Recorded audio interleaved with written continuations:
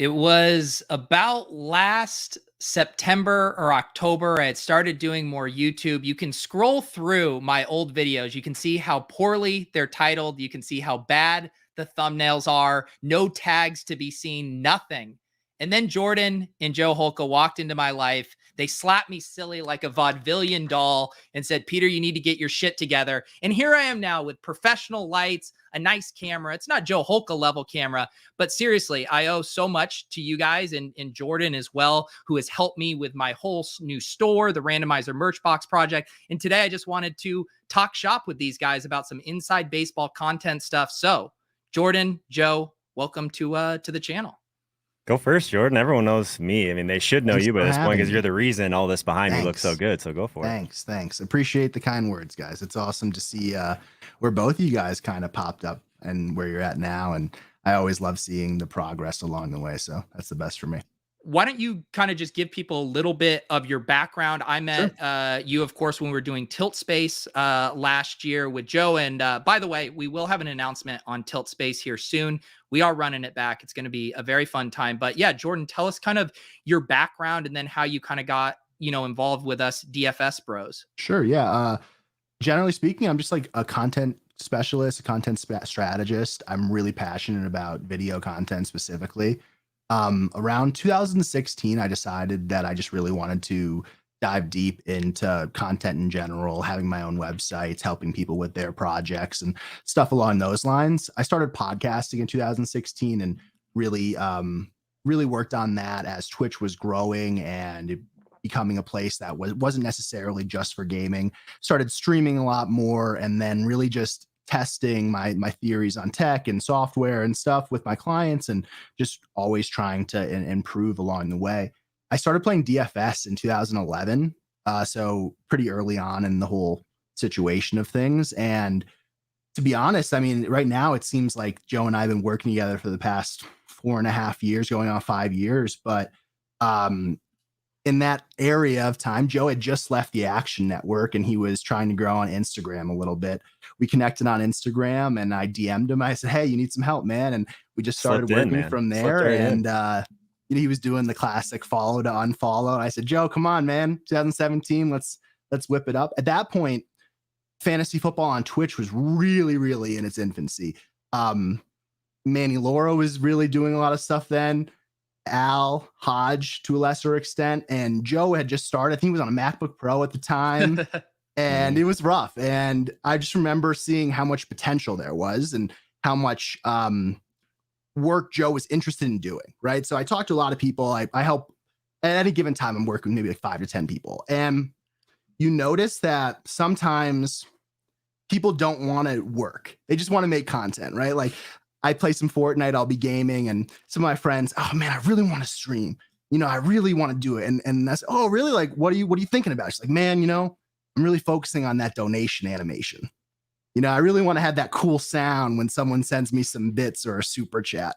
And I say, so, okay, well, we got a lot of work to do. We really got to step back and take a different approach on it. And that's why I think Joe and I really mesh so well together. At this point, it's, less of, me instructing Joe and more of us having conversations about, deeper thought. At this point, he knows exactly what I'm going to say to questions, even if it's a little hidden there. When you start working on something as deep as live streaming, man, it can be overwhelming. It really can be. Like, if I give you a list of 100 things to do, most of them are going to go by the wayside. So I just try to focus on building incrementally and seeing where it takes us. Yeah, literally before this show, Jordan and I were on the back end of my Shopify store. I'm getting very close to doing the full launch after the Randomizer Merch Box project. By the way, if you got the royalty box, your gift card is going to be coming soon. That was one thing Jordan and I were just looking at. And to what Jordan just said, and I'm sure Joe will back this up, it was like, I get overwhelmed at times because there is so many things you can do to fine tune it. And then it's just talking to Jordan and figuring out what is the most high value thing I can do right now. What is something I can punt off until later, when I can really take advantage of those edges. But Joe, you're someone who's, massively overhauled your setup. I feel like you're really good at operating at peak efficiency with all that stuff. So what is your kind of, I hate the word journey, but what has been your journey for improving your entire content setup?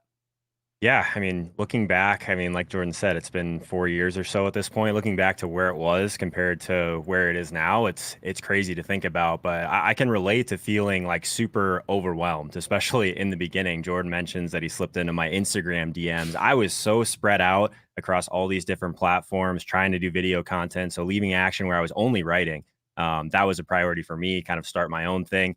Obviously, saw what was happening on Twitch at the time, and kind of up and coming live streaming was appealing to me. It's just like for anyone that's tried to start doing that, it is not easy. And there's so many different things that you have to make sure that you're checking those boxes along the way. And to Jordan's credit, or maybe even his detriment, I asked him a million questions those first couple of months. We got on so many different calls just to do like very specific things with lighting, moving things around. And things are never going to be completely perfect. This studio behind me took a lot of planning that people don't realize. It's not even just getting it all set. It's not the cameras. It's like the first thing people ask, like, oh, what kind of camera you have? Like, dude, that's like the last thing you worry about. There's so much other stuff behind the scenes that has to fall into place first. But what I knew about Jordan right away that I liked, and obviously why we get along so well, is that neither one of us really know how to do things halfway, and we're willing to put the work in for a lot of this stuff also. But what I like the best about Jordan is he's going to tell me when I'm wrong and really not care whatsoever, right? So there's so much value in that for him to be like, hey, no, that's a really bad idea. Don't do that. Or, hey, this is something that's kind of cool, but like, what does this mean to your overall picture and your overall business? Is it worth the time you're putting into it? So, I mean, anyone that's been watching over the last little while, I'm testing a lot of different stuff, right? Some stuff has crashed and burned. Some stuff has been terrible. Some stuff Jordan told me not to do, I did anyway, sucked. And there's been some things that like I've ended up kind of leaning into that's kind of worked out. But I love that, like, he's the first one to tell me, like, dude, do not do that. Yeah. One thing I'll say straight up is that, sorry, Pete, but you know, the threads idea on Twitter, right? So the threads for Joe have been doing so well this season. I'm really proud of the engagement, basically working on more or less the exact way that Joe intended it. And when I say Joe, that's Joe. I really had no part in that project whatsoever. About 2 years ago, I think you were at like 10,000 followers on Twitter, Joe, and we did an analysis on your YouTube, and we're saying, where are people coming from? What's happening? And how are we monetizing Twitter to add to that pot, to add another revenue stream? And the fact was that it really wasn't. It wasn't adding much to anything. Good conversation. I call them vanity metrics at times. But in this situation, I think the threads idea has worked out almost perfectly, and to the point where, you know, sometimes you take a thought of monetization and that might be a little bit too deep down the rabbit hole. You might be thinking too far ahead of the game, whereas just getting that constant churn of engagement and comments back and forth and just actual like provoking thought, you see people chiming in, talking about topics that they've been thinking about. So that's one where we were on complete different sides that took the L on that one for sure. One thing I wanted to circle back to, because Joe made that point where, and we're talking now about like all these, you know, we talk in DFS and fantasy, we're trying to find micro edges. A lot of this stuff for content and optimizing your setup are these like micro incremental things. And I agree with Joe too, where I hear a lot of people who want to get started and they're like, well, I got to get everything perfect. It's like, you need to get your Malcolm Gladwell 10,000 hours at first, and then you can start fine tuning this. But Jordan, I'm curious where you think about that as far as like getting your reps. It's okay to fail when you're small. Like, if anything, you want to fail in front of a small audience versus also making sure you're doing the right things and establishing good habits. How do you kind of like weigh the push pull of those two elements? It's complicated. It's probably one of, if not the most difficult things to do, because people like us, people that, you know, that come from the DFS space or whatever, we always want to grind it out. We want to get that low probability event to come towards us. So in the, you know, for GPPs, that's what it is, right? For going viral, that's a very good equivalent. But a lot of times I'll be guilty of saying to people, hey, the best microphone that you have is the one that you should get, right? When you're starting off, the best camera that you have is the best one for you, because if you really are passionate about, let's just use podcasting or live streaming, for example, if you're passionate about that, it shouldn't be about the tech. That should be an added bonus. And I'm a tech guy. I love, like, I can give you a tour around my room. Joe can as well. I love that stuff. But after 400 episodes, that's going to wear off. You know what I mean? Like the chances are after 400 episodes, your tech's going to fucking break. You know, you're going to be more frustrated by the cool shit you have in your life rather than enriched by it. So the thing is that you need to know you have to do it. When I started my first podcast, I wanted to talk about television. I was heavily, heavily influenced by Rob Sesternino. He talks about Survivor, Big Brother, shows like that. He was on Survivor. And many people say that he has revolutionized Survivor. He was the first person to play strategically, right? So interested in that sort of topic.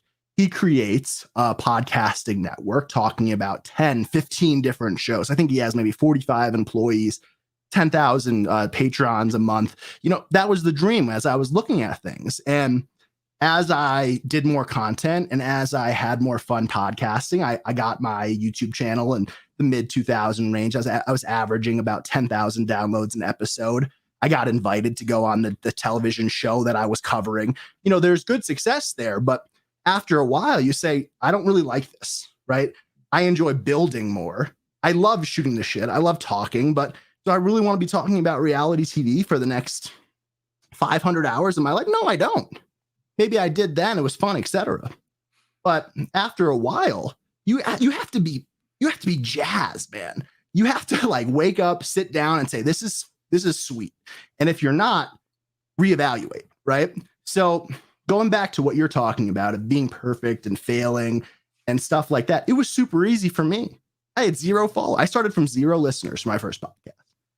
For you guys, that's harder, right? Joe leaves the Action Network. He's stressed, you know, etc. He's looking for opportunities. You don't want to go from being at a great company to looking like shit. I understand those insecurities. Pete, you know, you're being a comedian. You have all of your bits. You have a level of not only humor, but quality that you have to live up to. It's very complicated for people like you, people like Anthony Amico, people like Matt LaMarca, people that have some acclaim and some following in a particular industry, but haven't been succeeding doing video or audio content. That's where it gets really, really hairy, because then you need to weigh people talking shit about you learning along the way. I would almost recommend in those circumstances, I would almost say, hey, Matt LaMarca, why don't you start a YouTube channel about basketball cards instead? Practice there, get your reps, come over to DFA. You know, shit like that is, there's shades of gray all the time. Yeah. That's how and I think, phrase it. and that's my current push-pull was another thing you just hit on there of, I know there's things I could do content-wise where my videos would get seen more. I know there's different tweaks I could make to how I do my YouTube uploads.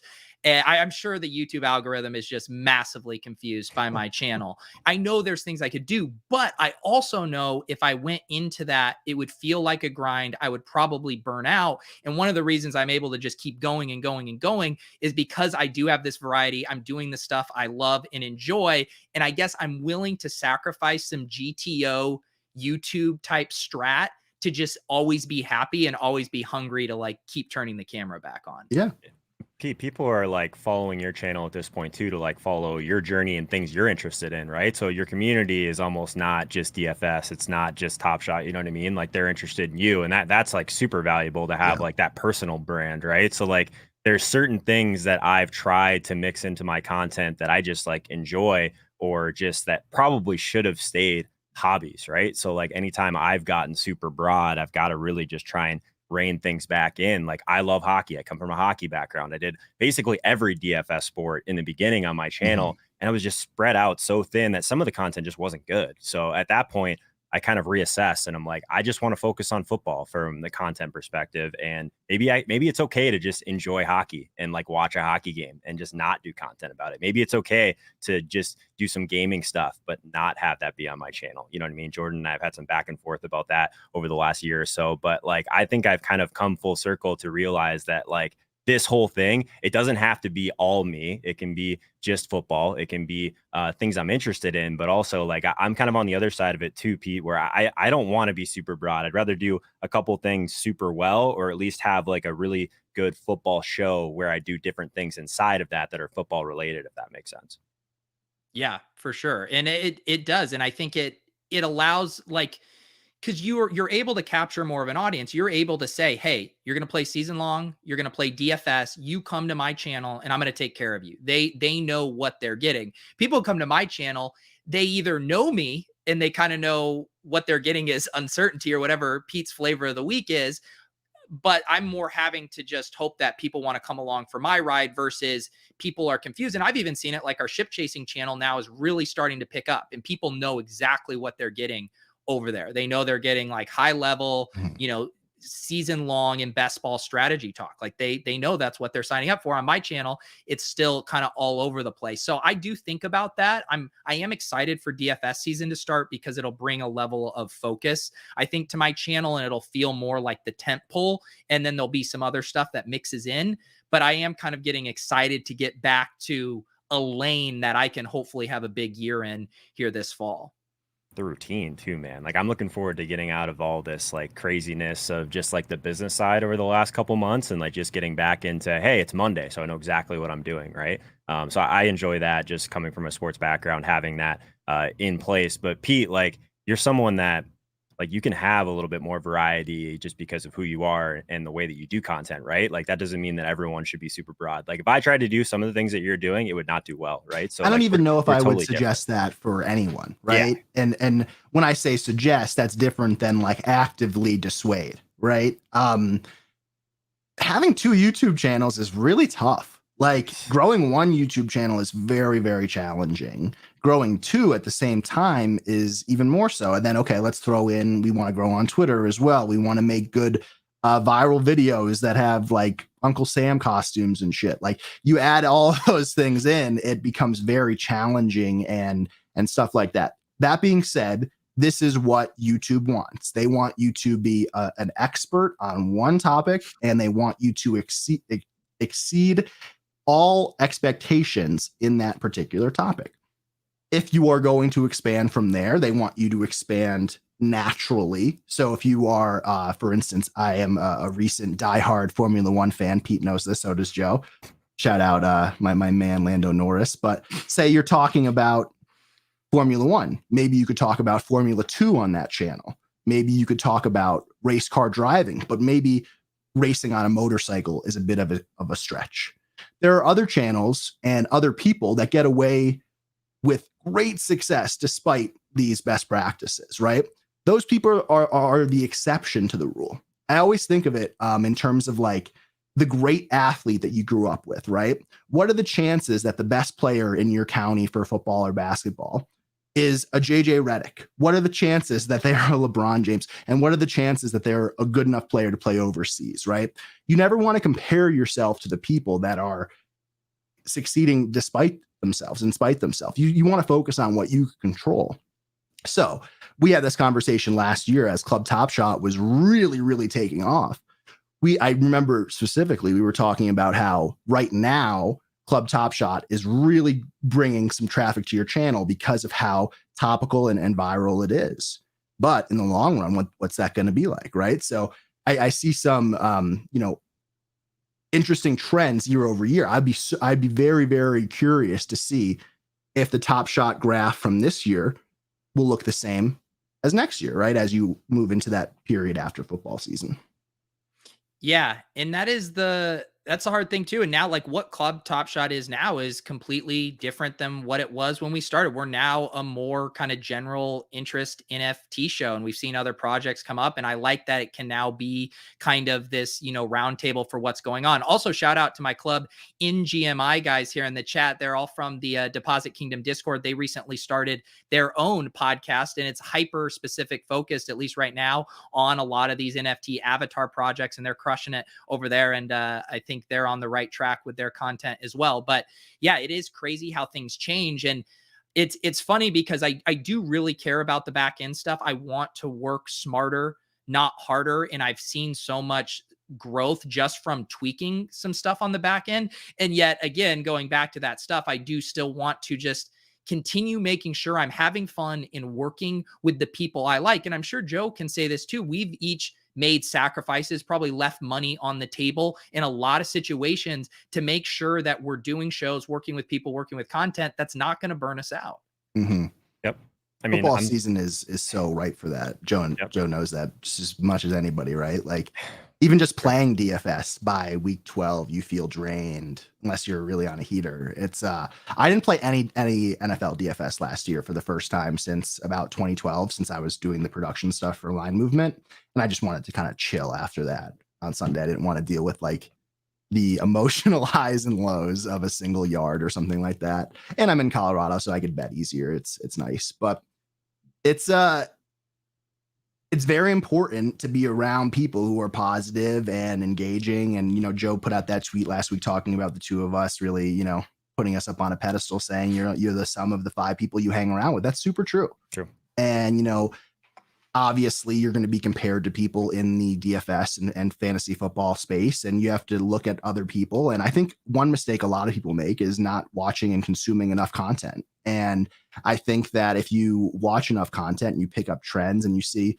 okay, do you want to be someone who subconsciously associates yourself with person A, who might be exceedingly negative, or person B, who is normal, or person C, who is very, very positive every step of the way? And, you know, it's very easy to become insulated in your own work when you're at like the stages where you both are respectively, where you feel like we laid the foundation. Now it's time to really, you know, tweak things, grow, and hit the ground running. And sometimes, like, honestly, sometimes I just click a random YouTube video just to see what's up. I mean, I sent a video to Joe 2 days ago. It was a short on YouTube, which is a new format of content on YouTube that is supposed to be vertical video.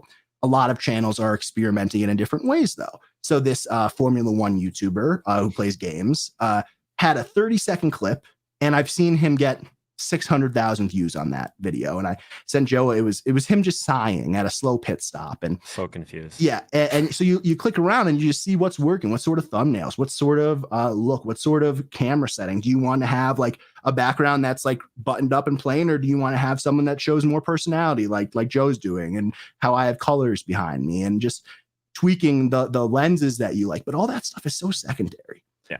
When I started podcasting, man, it was so hard to get a good video set up. The C920, which I use as like a backup webcam now, was the top of the line at the moment. Capture cards were just becoming a thing for computers and Mac, PC and Mac. Elgato wasn't a company at the time. They were just making some software. So all the lights that all the 3 of us use, all those things did not exist. So I went out and I got myself a 30 FPS camcorder, literally got a giant tripod, put it behind my desk, went on to Amazon, bought like 2 $20 lights. And there I was talking about 90 Day Fiance with a couple of my friends. And, you know, why 90 Day Fiance? To be honest, one of my friends was the moderator of the Reddit channel for that show. I'd never seen the show in my life. And I was just like so fucking hungry to podcast.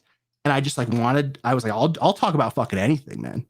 I'll watch it with you, bro. And, you know, that's next thing you know, 100 listeners, 200, 300, 400. You get so wrapped up in it that then I'm basically explaining what happened to me on the downfall. I stopped enjoying anyone else's content in those spaces.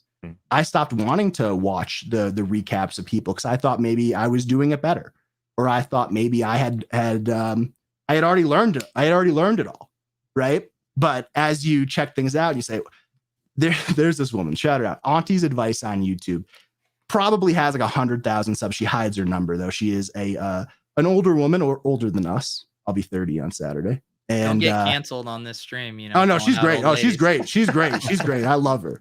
And you know what's funny? If people were like talking shit about me, she'd be like, "You shut your mouth about Jordan," and she would go at them in chat. And she was getting 20, 30,000 people watching her live streams, and it was the worst quality ever. This was StreamYard in 2017, so you could imagine how bad it was then. And I was saying to myself, how is this possible?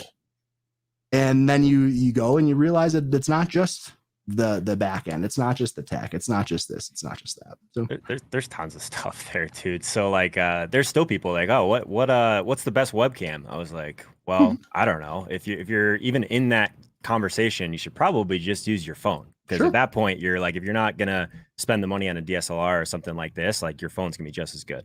But man, there's I mean, Pete, how often do I send you links of YouTube videos? Like pretty often, like maybe a couple times a week, more during the season, just with like interesting stuff that I see. And I would say 99.9% of the time, there's nothing to do with football, right? So I consume content everywhere. So like, one of the things that I've tried to do to differentiate, at least in our niche, is to do things a little bit better in terms of quality, in terms of like the different types of interactions we do on stream.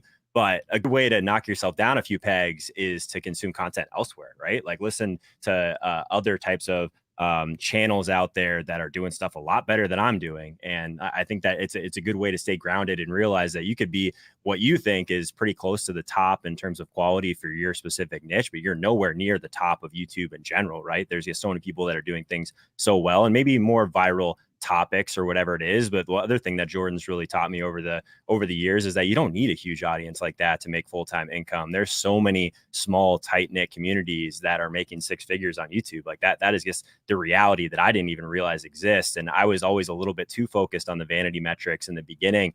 Now it's to the point where it's like it just happened to me a couple of weeks ago. I'm sitting there with basically a blank TikTok account that had 2K followers. I'm like, oh, I'm just going to use this because I was experimenting with some stuff about a year and a half ago. So I started posting my stuff and it's just flopping. What is going on? It's because I tried to take a shortcut, man. As soon as I deleted everything, started over, I'm almost back to where I was when I tried to take that shortcut. But now I'm getting way better engagement and all that type of stuff. So long and the short of it, don't take those shortcuts. But also, man, like, consume content elsewhere. I'd much rather talk about stuff like this and talk about football. Like I'm more interested on just finding those small edges in the content world. So I'm sure I bugged you enough about that stuff, Pete, over the last year or so. Shout out to Dan K in chat too, because he says Joe has noticeably improved over the last few years. Appreciate you, Dan. Yeah. It's nice of you to say. Yeah. And that is the thing too. I like that idea of incremental change, not getting overwhelmed with having to do everything at once. And it's like you put these little tools in your tool belt, as you go. Like, first I worked with Jordan and Joe on better thumbnails. Joe sent me a really nice tutorial of how he does some of the tools he used. That really got me going there. Now I can crank those out. I think my thumbnails are solid now, and they used to be just as fast as your shitty ones though, isn't it? Like at this point, like once you get it down, like there's no extra effort to do them not terrible. Yeah. No. And that's something I like for me when I agreed to come work with Line Movement. I said there's two things I don't do: video editing and graphic design. Get somebody else. And everything else I could figure out. But Joe, honestly, in the past 6 months, we were co-producing the Real Kipper at Noon show for Line Movement, and we had to massively cut down our staff at one point, and Joe took on the graphic design roles. And in the beginning, it clearly was a downgrade from our professional artist, who is now like a creative director at like a big tech company. Surprise, surprise. But after about 2-3 weeks, man, they got so good. Pete, if you want to pull them up, you could see it. And you got so good. And practice goes such a long way from hosting a podcast, from being a guest on a podcast, from doing anything. So I think that going back to what we were saying earlier, it's kind of counterintuitive. I say people that have a slight following maybe should practice elsewhere, then come over to their main niche. But the reality of it is talking, public speaking, speaking with others. And most of all, the most important part is listening, and being able to think about what you're going to say when someone else is speaking as well. Lou in chat is talking about some gear. I think that would be a good way to close up this little subject here. Gear is expensive. Things change all the time. The things you need to do any sort of content are, in my opinion, a cell phone, a tablet, or a PC. There's no in between for me. If it was me, I would not invest any money in a MacBook and an iMac. I think Pete, are we on your PC right now or on your Mac? We are on my Mac, but I still have to get my PC set up. Wow. Rip. Yeah. Wow. Rip. When did that thing show up in your door? Look at Joe's face when right did now. that thing show Oh up my in your God. door? That was after the Big Dig Showdown win. That's like 6 months ago, man. You've been on the grind doing a lot of stuff. Set up Oh my God. Jordan would have opened that thing 5 minutes after he got it. You waited 5 months. Easy. I did open it right up, and then the Bluetooth box is complicated. You got to remove all the stuff. Yeah, and, it's okay. Well, what I was getting at though is like this when you're doing as much stuff as Pete, like you get something that's an upgrade, okay, but what if stuff starts to go wrong? You're comfortable where you're at, your shit works, you know what I mean? But what if you start to add things, more stuff goes wrong? Like Jordan, how many times have I called you like I'm live and the screen's up? I'm like ready to working go. out. I'm Hey, walking man, my dog. Like, hey man, and- my audio doesn't work. Like, Yeah. why does this microphone not work? It's like a $500 like audio interface, and I got no sound. Like, what do I do? And Jordan's usually like, first off, take a breath. So Number two, go grab your AirPods. yeah. So when I started working in live streaming and stuff, one person specifically, David Foster over at Live Streaming Pros, he's no longer a part of that company anymore, but he really really took me under his wing, and they have developed a thing or a program where they call like the 3 levels of live streaming. One being from your phone, right? Anything that you have around you, right? Using your AirPods, headphones, even talking into the microphone, if it is. Obviously, if you're doing that, I would completely avoid bringing a guest in. You could only have yourself there. You can't have 2 people in the same area talking into the same microphone. Second level is what we're doing now on StreamYard, software-based, browser-based, really not weighing on the computer whatsoever. No hardware strain at all. The third level is what Joe and I do and what most professional places do, and that would be using a dedicated streaming PC. And that's when you could start adding things. A camera like I'm using right here, you cannot run on a laptop. It is a bad idea. A microphone that I'm using right here, you need, I'll move my camera to show, but you need an audio interface to control it. An audio interface you cannot run on a laptop. If you do, what will start happening is that your computer will start stuttering, your voice will go out of sync with your video, and you're generally just going to have a bad time, right? So processing power on your computer is by far the most important thing. Joe's at a point right now, he has a 2-year-old computer, and he just added a second camera to his setup. He hasn't debuted it yet, but it is a very complicated, yeah, if it's ready, show it. But sure. to have a computer throwing 2 cameras out at once is very, very load intensive. This camera actually moves. It is, it has the ability to zoom, pan, and tilt around the room. So that's a good one. And you can have some memes in there. So wow. Oh my god. Yeah. And this is like before I've even really tweaked anything. I just wanted to have a couple of things, but like literally, like you'll probably see me doing this, but the idea is to have a full thing that I can just do stuff and people aren't, I mean, it could think that I have 5 people working for me, right? But it's just Joe's just hitting buttons, right? So it's pretty cool. This would not work on I would imagine a MacBook, correct, Jordan? No, you couldn't run this on a standard gaming PC. You need what an i9, a very, very minimum i7, or the AMD equivalent. The reason I mention these things is because it could be so cool, right? People call me all the time. Our first call, they say, hey man, you ever watch Kara and Nate? You ever watch the Two Bears podcast? You ever watch Joe Rogan, man? And they're like, how do I get that? And I'm like, you need about $5,000 to $8,000 minimum. I recently finished up a project. It was probably one of the most fun I've had on with a client in a long time. Uninterrupted Canada hired me. It's LeBron James's media company to design a studio for them that was in Calgary, but controlled in Toronto. So they wanted to have 3 cameras in Calgary, controlled completely remotely in Toronto. And that was one that I literally had to like get my notes out. I had to like research. I had to really, really dive in to see what's possible. But you realize, hey, there's ways to make it work without acting like you're like Marvel Studios. Joe mentions, hey, like you watch some channels elsewhere. Look at somebody like Kara and Nate. They're a great travel channel. And you say, wow, they're really killing it. And then you say, okay, like how are they compared to like Marvel or like another film studio? And you realize there's always ways to get better. But let's go through just what I think are the best bits of gear to get. Complete entry level, I would go with the Elgato Wave microphone. Has the best software combination with hardware. If you want to go slightly more expensive, I would go with the Shure, was it the SM7V P? What's the one you have, Pete? I have the Shure. I need to look up the exact name here. I think it's 7V, but I'm Googling. Yeah, something with a V. I have that kit in my description. I'll see if I can just pull that up. Yeah, and that is it's not the SM7B. It is the It's the USB Shure version. MV7 is what I have. Yeah, the Shure MV7. And that basically allows you to use a microphone that is relatively comparable to this, but it uses it through USB. That would be my main recommendation if you could afford it. It allows you to grow into a microphone that eventually uses an XLR cable. After that, if you want a webcam and your computer is powerful enough, I would download an app called EpoCam. It's made by Elgato, and it allows any Android or Apple phone to be converted into a webcam. There's other apps that do this, but this is the best. And that just gives you a very, very expensive webcam in your hand. Outside of that, I like the Logitech Brio. I like the Logitech StreamCam, but they're expensive, especially during COVID. If you want to go slightly up and you have a very strong computer, the first camera I would recommend is the Sony A5100. That's currently what I'm using. I have a much better lens on it that comes with average. Joe has a Sony A6100, and Pete uses the Logitech Brio.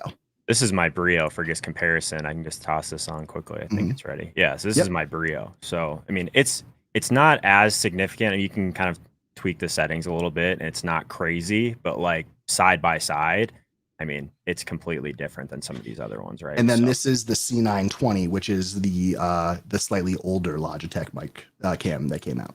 And the other thing, so I was just gonna say too, the lighting, and I know you're gonna get to this, is just, I feel like so massive. Like even with this nice webcam, this is what it is when I turn off my Elgato lights, which I mean, it's not awful, but like it's light and day. Just having the good light. Yeah. I look super emo. We'll turn off all the lights here. I'm just sitting here in the dark. Yeah. So lighting is way, way more important than the camera you have. You could have the best camera in the world. Like Joe thinks that mics are the most important things.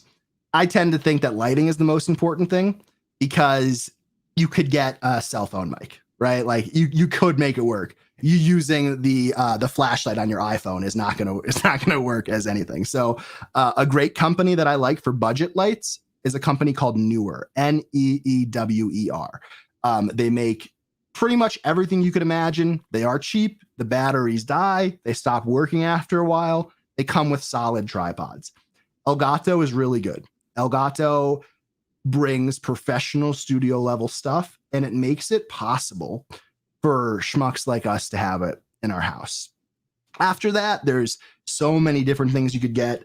The thing that I use the most is called a Stream Deck. I don't think that Joe or Pete use those as regularly as I do. I know that Joe doesn't, as he smiles. But it allows you to produce shows and switch scenes without really focusing on anything else. So I can turn my lights off here while making eye contact with the camera and stuff like that. It's just a good way to control what's going on your stream without having to take focus off.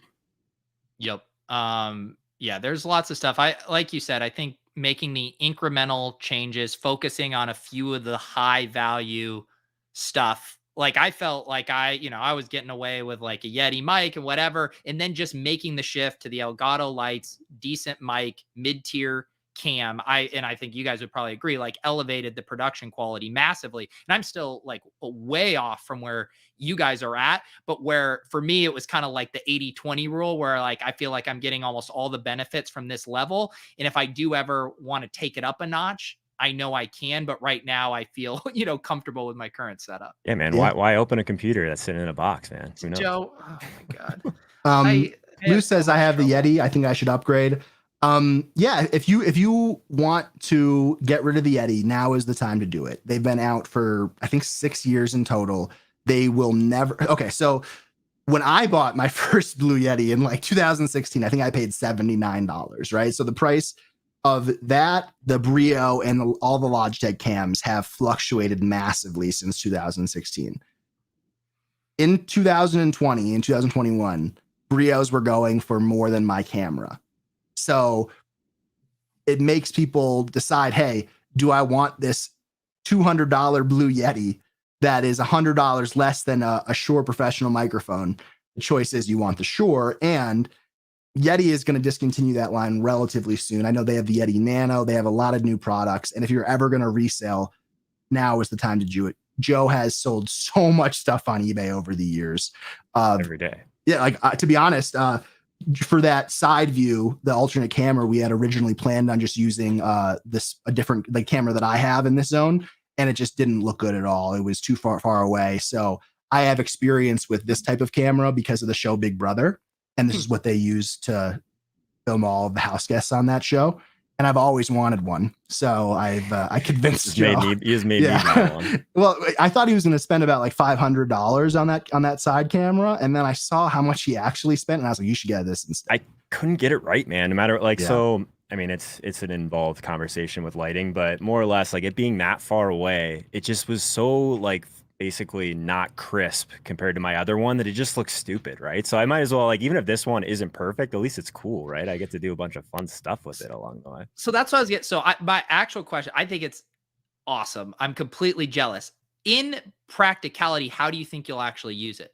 Well, once I get this like totally dialed in, like my scene that I'll be using this in will be a complete widescreen version of it. And if I'm doing like a poll or something live, it'll just be like another like view for me to have basically. So instead of like, since I'm in StreamYard right now, I got to do it like with my mouse. The disdain on your voice. I'll be able to like hit buttons on my Stream Deck right in front of me that will switch to a view where I mean, it'll just be there, right? And I'll be able to hit a button on this little remote. I don't plan on going like this with the remote in the middle of shows, but yeah, I'll have it set somewhere where I can just hit a button, have some presets done, and it'll kind of just look a little bit cooler than just showing it off the cuff here. I really like that sort of angle of a camera for like a stream starting soon, intermission.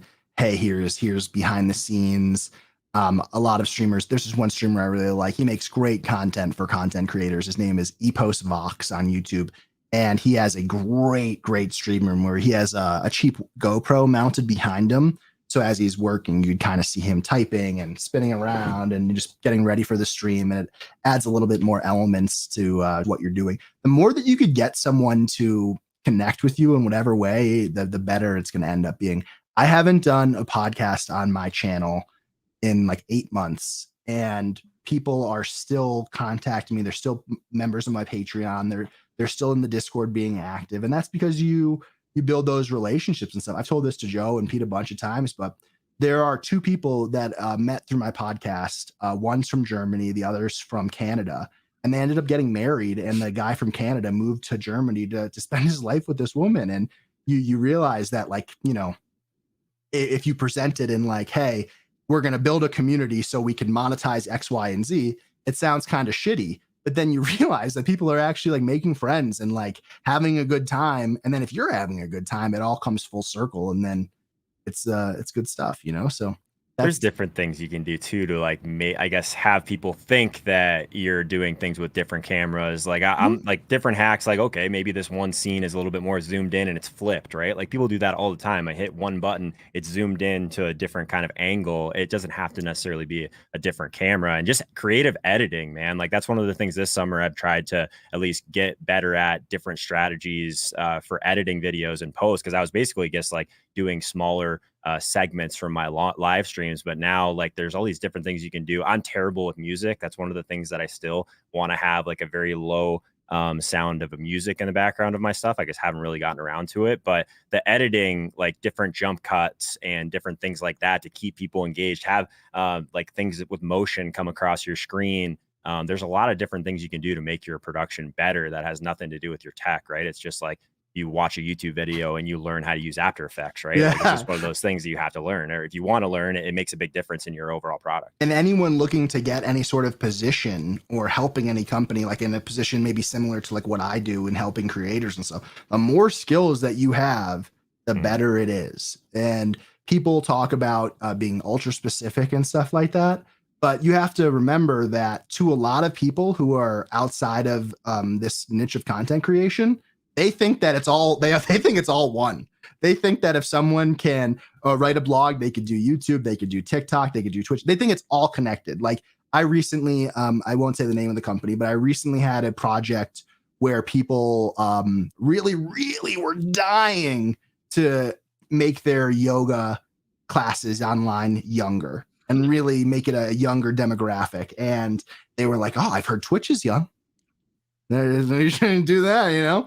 And then we start talking about it. And I was like, oh, what do you want to do? They're like, well, what we think would be great for us is if we took all of our yoga classes and just played them on Twitch for people, right? Like no one has good yoga on Twitch. Let's go to the least discoverable platform on the planet and see how that goes. And then they have like a very large YouTube channel. So I was like, oh, cool. Can we do like, videos on, they're like, no, we don't want to turn off the older people that are our followers to get younger people. And I was like, okay. And obviously you could assume these sorts of things, but during the pandemic, online fitness became more popular. Right. It's just something that's self-evident. And they were like, yeah, we're really working on keeping these numbers after the pandemic. We don't want it to go down and we really want to make it younger at the same time. And I was like, oh, so how much, what's your budget for this sort of thing? And they're like, oh, well, why we have the content already. So just paying you. And I was like, what do you think? Like, what do you think's going on here? Like what? They want all of the good things about, they hear Twitch, easily monetizable, young, high attention spans. But yet they wanted to do everything the exact opposite way that Twitch or any platform for that matter wants you to do it. But, it's it could be super, super overwhelming, like we were talking about, to start even a podcast without video. But there are so many things now that make it easier. StreamYard, Anchor, which is a free podcast hosting thing. When I was trying to even as much as 3 years ago, finding a podcast host was difficult. Now you could do it in an afternoon and you're good to go. So going back to what we were saying earlier, if you want to go and make content, you should just do it. Find something that you like. You don't need to be an expert. Build your expertise and figure it out. For me, when I want to start doing something, I just build a website. Like I built websites on dog products and like home gardening and stuff like that. And if they do well, you just sell them. There's always stuff you could do. Pete, I have a question for you quickly because it kind of ties into what Jordan's saying. All this stuff is awesome and it can help you stand out. But has there ever been like a moment in time where you can create content on your phone in short form version and still reach a massive amount of people on some of these other platforms? So like one of the things that I've been wrestling with, like kind of trying to get a little bit more involved with TikTok and YouTube shorts and that sort of thing, is like sometimes like this whole thing is just too much for that, right? But people want that like more authentic, just cell phone type of like whatever it is, vertical video, right? So like I spent all this extra time to do these really high produce value like kind of shorts, but I could probably rip out something on my phone and get the same amount of engagement or more. So I'm struggling with that a little bit because I think that this is kind of my brand at this point. But man, like you see like, and for my opinion, like these like shittier videos just blowing up in like niches to where it's like, man, like if they're not even trying, I could do that in literally under 10 minutes and I'm just not. So I don't know. Yeah. Have you kind of thought about that at all, Pete? I do, because I've done the same. Like I've seen, Nick Ercolano, his shorts, which are just, they're absolutely crushing. I've tried to re-upload, and obviously his channel is like 6 times bigger than mine but I think both of us, I've tried uploading, more polished clips from other shows and stuff, and they just don't do as well. Even I thought like the content was pretty good there. Nate Burleson told this incredible story on Club Top Shot, made a fun, like animated, a company thing. It like didn't do that well. And I think about that too. And what I struggle with is, again, it goes back to one of those things. I'm capable of talking into my phone. Like I had a lot of fun during the pandemic, like doing TikToks, like even stuff like that. But like, I don't know, at my core, in a lot of ways, I am a bit of an introvert, which sounds really weird to people. Like when I'm on, but I don't want to be on all the time. I'm doing a randomizer show tonight with Jack Settleman. He has 1 million followers on Snapchat. Like I've hung out with him in person. Like he's producing content nonstop on Snapchat, feeding the machine. And I like to not burn out doing all these shows, writing, podcasting. Like I can't also be on my phone producing content nonstop. I will lose my mind. And so I think I'm just willing to sacrifice whatever that would do for my channel or for my growth for my own mental health. It's kind of a different skill set too, in some ways, but one of the things that, Joe. Yeah, go ahead. So I think that like Pete really just outlined it every step of the way.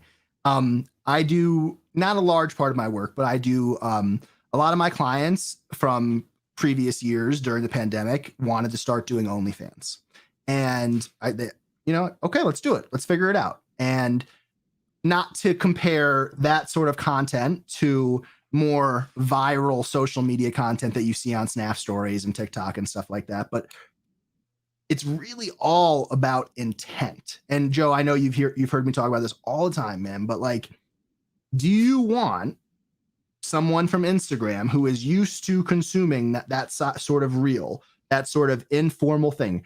Are you interested in trying to convert them from their ways to now liking your stuff more than their stuff? One, that's really hard to do. Two, there's probably better ways to spend your time. But let's say you want to go with the current, right? Fighting the current would be doing your produced things. And I have one thing to say to you, Joe, about one thing that you mentioned, but you talk about the current and what people want, what they don't want. Like it's really important. You know, like TikTok has such massive conversion potential. One of my clients is a Twitch streamer, and she does OnlyFans content. She started doing TikTok relatively recently, like 3 or 4 months. One of her videos got 7 million impressions and 700,000 likes. That video directly converted to her getting like $7,000 worth of signups to her OnlyFans site. That's wild. That sort of upside is unbelievably huge. When you talk about massive level influencers, the Gary V's of the world, the, Dan Bilzerians, those people who have those massive followings, when you're like that, you could be a piece of shit and you could still drive traffic, right? You could make mistakes and you could still drive traffic. But if you're trying to fight all of those things at once, it's most likely not going to work. And then, Joe, only thing I'll say to you is that I can understand why you think that like this is your brand. I would say your brand is just really quality content, really quality, well thought out content about DFS and theories about DFS that I would consider well thought out. And it has a nice polished look on it. But I think quality is the thing that connects everything, not necessarily being buttoned up, studio, that sort of thing. I'm with you. And I think tactically too, the only thing that I think I've observed and a big mistake that I've made this offseason, specifically with YouTube Shorts, Pete, is I think that they really ding you for duplicate content. So like, I think you can upload clips as like real videos, maybe like 5 minutes or something like that. But as soon as you turn it into a short, I don't think you can do that. So I think one of the things that Ercolano has been doing really well is that he'll record his 10-minute long video, and directly after that, he'll go straight to his phone and do something that's like 35 seconds just from what he remembers from the content, right? So it's more off the cuff, it's more authentic in some ways. And I think for some reason, YouTube is just rewarding that type of content right now. When it comes to Nick too, he's probably 3 to 4 years ahead of you guys. Even if it's not 3 years of time, that's like where he is in the term of his channel maturity. I would also say that I think the season-long niche overall has a much lower barrier to conversion than DFS and sports betting has.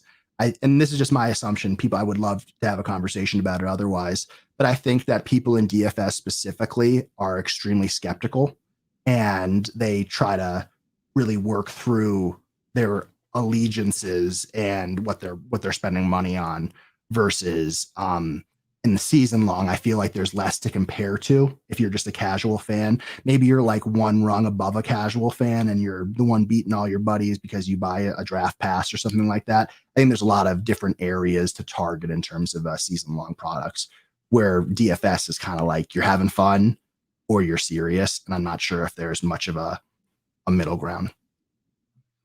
Yeah. Anything else? We've dominated this, Pete. Is there something anything else you wanted us to talk about that we've kind of just ran with here? No, people hear me talk nonstop on my channel. I was excited to hear from you guys and hear from Jordan. I honestly think we should do this some more so we can dive into some more topics. I'm sure we could even collect some questions next time from people. We were able to hit some in the chat, but I think it's really, there's kind of the bigger macro philosophical things we're talking about of how to not burn out, work with people you like, make sure that you can kind of keep up your stamina with this stuff. And then there's also the in the weeds stuff, how to optimize it, how to do things right. And I think there's a nice intersection of all of that we're all constantly trying to triangulate. And I think conversations like this help put that into focus. Yeah. Peter, you like me that just like every year you have like the best intentions of how much you think you can get done, and then you end up taking on more stuff. And there's got to be a line to where it starts to affect like your overall content, right? So this year I'm trying to condense a little bit more and just focus a little bit more on some things that like in post-production I can do to make my content better, and maybe a few less shows or a few less segments like would really like you figure out things you don't want to do too. Like last year, I just absolutely dreaded doing the waiver wire segment. Like, I don't want to do that. That's like not really what I'm doing most of the day anyway. So like those kind of things I'm just not going to do anymore. Yeah. And I Yeah. think that's a good thing. And I mean, the one thing I was going to say earlier when we were talking that's hard for me, and I appreciate, like, Joe, I know you took a long time researching stuff this year for upping your video game and just being in the lab, so to speak. And I know Jordan is constantly, like you said, watching, other creators, reading up on how to do things. Like, I watch you do our screen shares and the way you're just quickly popping over, teaching yourself stuff in real time. And I struggle with that. Not that I'm not willing to learn, just the time wise. And I'm kind of a pragmatist and I don't have like the innate curiosity about a lot of this stuff. I just I want the tool that gets the job done for me. And so I think a lot of times I don't box out the time to kind of learn and study. And that's why, truthfully, like working with you and your sister on the Randomizer Merchbox product and having your guys' domain expertise, being able to kind of, it would have taken me months to research how to do that. If we didn't bring my sister, so my sister is 4 years older than me. She's like a fashion designer for Urban Outfitters. And we were getting ready to do the box. We had like researched it all and we brought her in and she probably saved you like $2,000, realistically speaking. She's I mean, tell the people what she does, like what her background is. So she's perfectly suited for this. She buys products for Urban Outfitters Asia. So basically she talks to vendors and stuff like that. She places orders. And what we were going to do is we were going to order each product individually.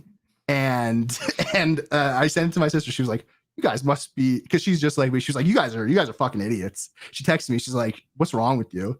And I was like, I'm probably a lot of things. And at one point, we were looking at some pretty outlandish products to include. Yes. I don't want to spoil it just so if he ever gets them. But no, honestly, it's sometimes you realize that you're really, really dumb when it comes to certain things. And I think the curiosity for me is the reason why I get so interested in this stuff. Like when I mentioned that studio from Uninterrupted and they were like, can you do this? And I was like, I'm pretty sure I can. But the next like week of my life was pretty much dominated by figuring out the best way. And I was like lying in bed. I remember I was hanging out with one of my friends and I was like taking notes on my iPad as we were watching a movie, and I had a projector in my basement. So it was like light was everywhere and she's like hitting it out of my hand. And I'm sorry, just you need what you need. Yeah. And it's weird too, because I mentioned how I don't necessarily want to spend all this time like experimenting with like little, tweaks on the back end, but like I like experimenting with big stuff. Like the whole Randomizer Merchbox project was a massive experimentation. Like I've never done anything like this. I haven't seen anyone in the fantasy space try something like this. I was like, let's just see how it goes. And I was willing to, have it fall on its face. I was willing to, have it turn into something else or whatever. But I just liked tackling that experience. And I've learned so much from doing it that I feel like it's going to really help me going forward. Yeah. And then next year, if we do another box, right? And we were, the underdog thing, we weren't even thinking about that sort of thing until like the last minute trying to add value to the box. And then all of a sudden we're like, wow, this is amazing. Right. So it's fun for me. And I always love chatting with both you guys about all this stuff. I mean, with Joe and all the stuff we were doing with line movement, sometimes there were days where we'd literally have a 4-hour meta conversation that would go from like text on Discords to calls to text again. And then we'd settle on something in the morning. And, having people to bounce ideas off and talk about things is super important. And when it comes to this stuff, I guess you could consider me an expert in some ways, but like there is so much more to learn. There's always things. Like this morning we were discussing TikTok and their demographic data. And I was like, hey, I haven't done much research on this. And if you meet someone that knows everything about everything in this space, like, first of all, try to possible. Yeah. One of two possibilities, preserve his or her brain for science, or two, they're just lying to you. So because the game is constantly changing. Mm-hmm. You could say, the game from 2 years ago. Great. But the game is different today and it's going to be different tomorrow. Mm-hmm. Good stuff. All right. I think that's a good spot to wrap things up here. Jordan, if people are curious, I of course have your Twitter link down below, but is there any other stuff where people can check you out? Sure. Yeah. I have a couple different websites. My newest one I just built is called creatorclinic.com. Very in beta. So if you guys want to check that out on like what the very, very early days of a content website looks like. Another one of my sites is naturaldogowner.com. I'm on Twitter, like Pete said, and always available to chit chat about this sort of thing. And if you need some help, feel free to shoot your shot and we'll see if we can work something out. Joe, you're ramping up here, getting ready for the NFL season. We got lots of synergy, Team Underdog, Team Run the Sims, Team Tilt Space, getting really excited for fall. You got anything in the short term? Yeah, man, stop stealing all my subs with promo code Pete, bro. Like, this is like the worst thing. We're just going head to head and all this stuff, and I'm just losing terribly to you. But no, man, it's fun. I'll just say, yeah, the YouTube channel, there'll be stuff that's going to continuously kind of be going up for the next 5-6 months. But can't say enough about Jordan and how much he's helped me over the years. Definitely highly recommend, if like this is something that you want to actually consider doing seriously, jump on a call with Jordan. It's worth the money. He's not cheap, but I will say that the amount of value, he's very, very underpriced relative to basically anyone else out there that I've come across, right? And like I said, he's going to tell you where you're wrong. You're probably wrong a lot of places, like I was. So definitely do that. Yep. And I will echo that again. I can't thank Jordan enough for everything he's done helping me out, because I was lost in a lot of ways, and he's really helped me tighten up my game and really maximize all the time I'm putting into this stuff. So thank you again, Jordan. Check him out on Twitter. Feel free to hit him up if you have some questions. Joe and I, you will be seeing lots more of us coming up here as we get into the DFS season. And hopefully we'll do another one of these down the road, talk shop. So for Jordan, for Joe, I'm Pete. We'll see you guys at the randomizer show tonight with Jack Settlement.